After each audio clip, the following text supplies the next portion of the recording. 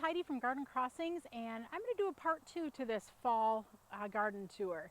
So I'm still here at Walter's Gardens. I moved to a different part in the garden, and I'm just going to do a part 2 so that way we can break these videos up a little bit. Some of the plants might be repeat, but some of them are going to be new. So if you're just interested in finding out what plants give color in the fall, this is definitely going to be a video that's going to help answer that question for you. So in this tour, many of these varieties that you're going to see may not necessarily be varieties that we carry, but we do carry a lot of them. Walter's Gardens is one of our main suppliers for a lot of our perennials. So if they've got something great, we try to carry it. So I'm going to try not to have too many squirrel moments and get sidetracked. So we'll see how this goes. We're going to start off here right up in front. This is more anemone. So if you watch the other video, this one here is a curtain call pink anemone. Excellent fall color. And you can just see these are two plants here. Imagine planting that in mass, how beautiful that would be. Behind the anemone is kind of a little, let's call it like a, I don't know, a wisp of grass, whatever. This is a Schizocarium blue paradise grass. We'll call it a wave. Wave is better than a wisp. But you can see how they have a wave of that grass.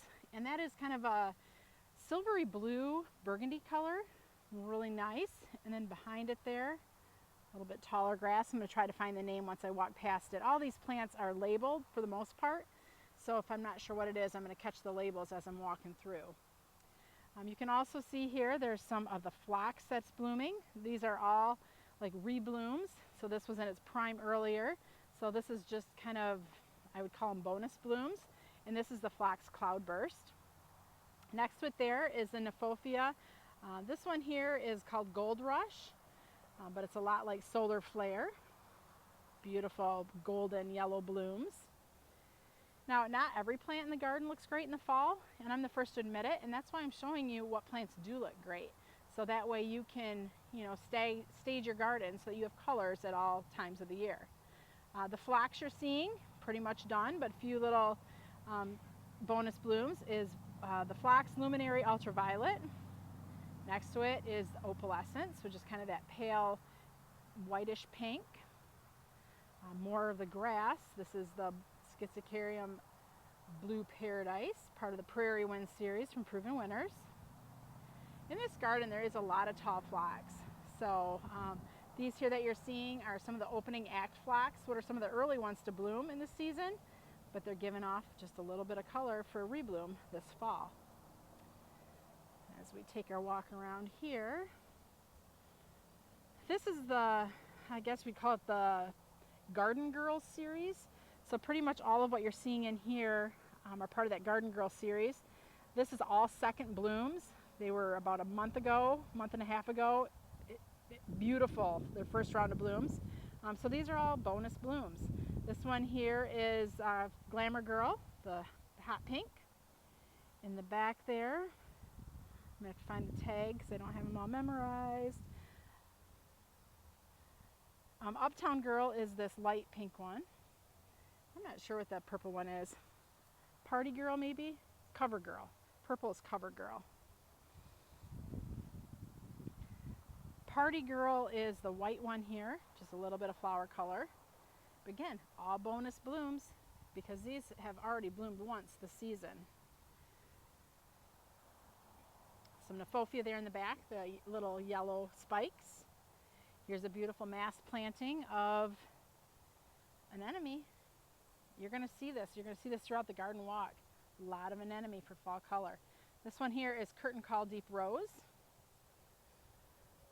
We'll walk through this little arbor here. A lot of hostas in this area because it's kind of a little shady area. So you see some ferns in there for texture, some Brunera. But what's blooming right now is Corydalis, which is that little yellow bloom. That was blooming. That kind of blooms actually throughout the full summer. So just kind of it's kind of like Bleeding Heart, although it's not. But just kind of a nice little yellow. So in here it's going to be a lot of foliage color. You can see the pulmonaria there, the twinkle toes with that spotted silver and green. Some Brunera. There's some Carex Evergold grass right down there. That adds a nice splash of gold into the lot of green going on here.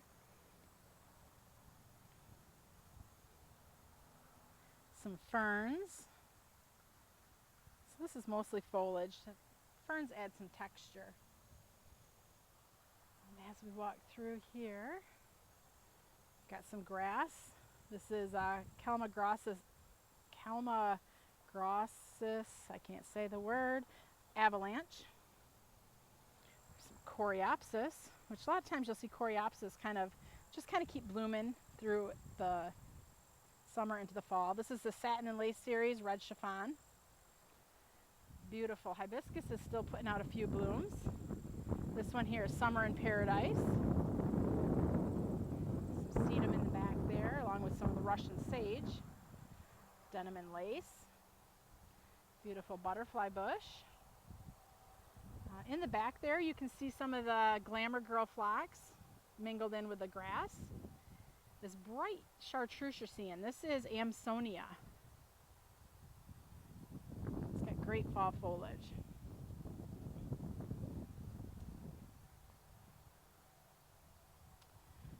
This area here is more of the shade garden here at Walters. So there's a lot of hostas that they have tucked in here. But hostas are great for fall color because you can see how some of these lighter ones, they kind of pop up against some of the darker greens. The dark black, that's an elephant ear. That's an annual that they put in here. It's kind of a tropical, but look how huge those things are. If it gets cold, those are going to go down quick. But it really looks pretty, that beautiful black. Beautiful butterfly bush here in front of us is the Grand Cascade. It smells really nice too. Stella d'Oro daylilies blooming.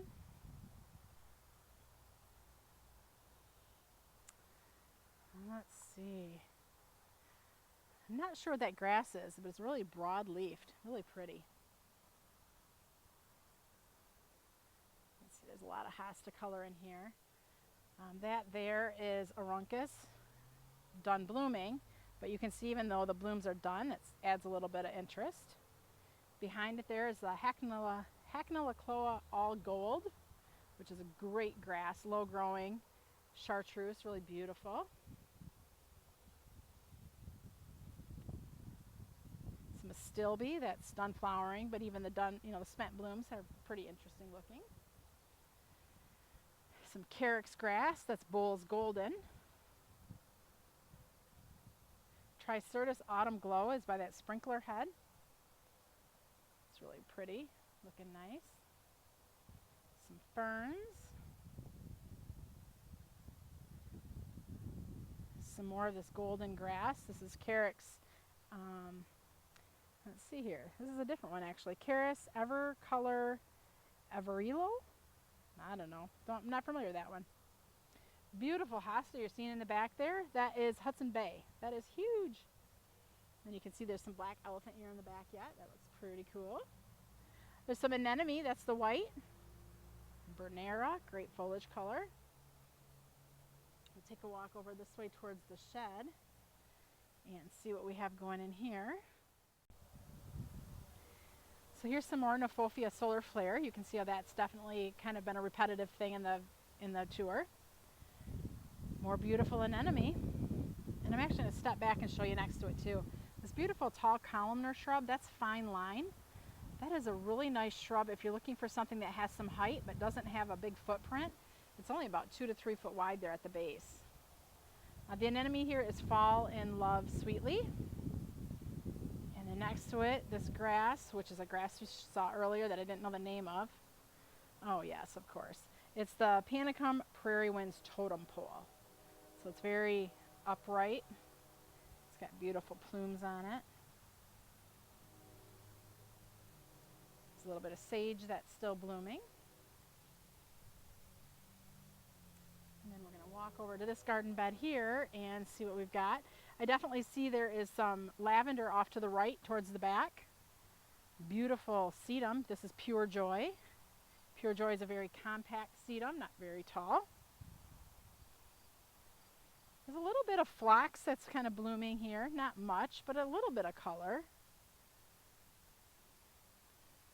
More sedum. This one here is called Bundle of Joy. Next to it is some of the Salvia Pink Dawn. This is a spring bloomer, so everything you're seeing there is all just bonus blooms here in the fall. There's more of the totem pole panicum grass. Look how beautiful it is. I love that the dense blades of grass. Desert plain grass there in the back.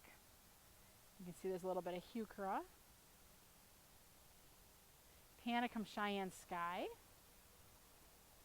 You've seen a lot of the proven winter grasses here side by side in this video. Schizocarium Blue Paradise Grass. As we walk along, there's some beautiful dianthus blooming. So these are bonus blooms. You can go in and you can see there's spent blooms on there. These are newly planted plants, so they're not very big, but they kind of keep sending out flowers throughout the summer. And now obviously into the fall. A little bit of color here on the Color Spires Crystal Blue Salvia. Painted Town Fuchsia Dianthus has a little bit of bloom. You can see the beautiful Russian sage in the background. Oh, this is really pretty. This is the Lemon Jade Sedum. It's not your typical sedum because it's not pink or red. It's kind of more of a chartreuse green. So that's really pretty. I think that, look how pretty that looks with that anemone. That really stands out in its own way here. More of the proven winners. Fall in Love Sweetly Anemone. And we're going to actually end with a beautiful patch of sedum. Look at how beautiful and bright red that is. So this particular sedum is the Rock and Grow Pop Star sedum. It's a great ground cover sedum. Just look at that massive color. So let me just kind of pan over where we've been so you can kind of see the different colors as they pop. A lot of kind of pinks and reds, I guess, for this time of year with the sedum and the anemone. And then that's where we started over there by that batch of tall grasses. So hopefully this was a little inspiration for you, giving you information on what plants to put in your garden if you're looking for fall color. I think takeaway here would be sedum, anemone, definitely ornamental grasses, and I'm seeing a lot of the Nymphophia doing kind of a different, interesting looking flower for a fall bloom. So hopefully you found this a little inspirational for you for your fall garden, and definitely when planning a garden, think of all seasons. It is possible to have a beautiful garden in all seasons. I know typically by fall, a lot of times people are just ready to kind of give up on the garden, but I think if it just keeps giving you color, that's going to be inspiration for you to not give up on it. So choose plants accordingly so that you can enjoy your garden in all seasons. This is Heidi from Garden Crossings.